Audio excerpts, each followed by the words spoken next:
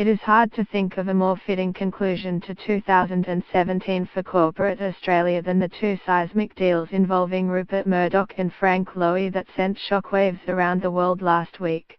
As you almost certainly know by now, the two iconic, octogenarian billionaires decided to sell assets they had spent decades building up, at least in part due to concerns about threats posed to their businesses by internet-led rivals.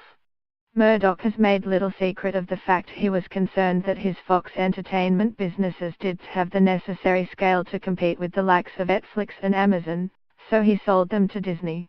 While the Lowys insist the upscale shopping centers they are selling to Francis Weibel Rodamco are well positioned to compete with Amazon, the narrative that online commerce will continue to eat away at physical retail remains persuasive. Even Murdoch is buying into it. I read this week about my Australian friends at Westfield. They can see what Amazon is doing to bricks and mortar retail, he told the Financial Times over the weekend.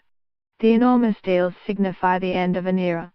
But they were also fitting because 2017 was a year when technological disruption, a buzzword that is often misused, but that will have to suffice for the purposes of this column, was everywhere in corporate Australia.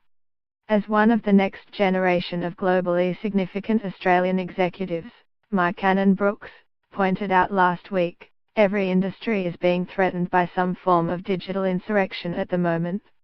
This year that concept, which is not new, finally moved out of the business pages, and into mainstream Australian thinking.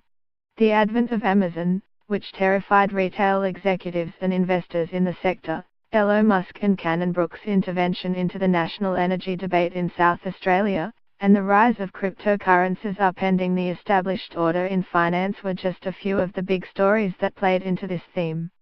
There is a belief the Murdoch and Lowy megadeals could merely represent a taste of things to come, with the theme of technology-motivated mergers and acquisitions set to continue next year. Senior investment bankers this column has spoken to say rapid technological change remains a top concern among directors on the boards of our biggest companies. This is forcing them to invest more in innovation and technology.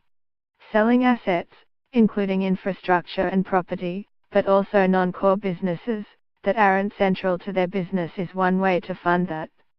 One such example could be Telstra's decision to take steps to reduce its stake in pay TV company Foxtel. A recent survey of companies and private equity firms by consulting giant Deloitte found that companies in the US expect to do more acquisitions next year. They are sitting on more cash than they were a year ago.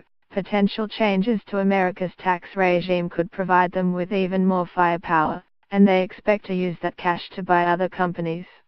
The biggest motivating factors for acquisitions, according to the Deloitte survey, were a desire to acquire technology, and the need to build out a digital strategy.